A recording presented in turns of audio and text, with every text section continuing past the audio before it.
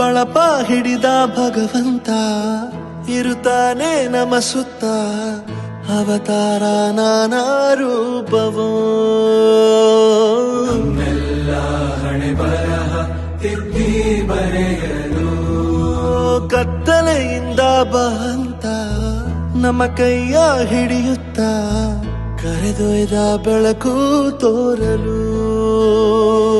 ಭಯವಾಗಿ ಗದರೋದು ನಮ್ಮ ಬೆಳೆಸಲು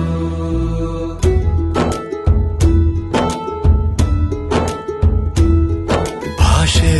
ಅಮೃತ ಕುಡಿಸೋ ತಾಯಾಗಿ ಭಾಷೆ ಅಮೃತ ಕುಡಿಸೋ ತಾಯಾಗಿ ಭವಿಷ್ಯ ಬರೆವಂತ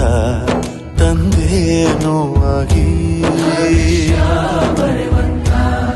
ತಂದೇನೂ ಆಗಿ ಚಂದದ ಜೀವನನ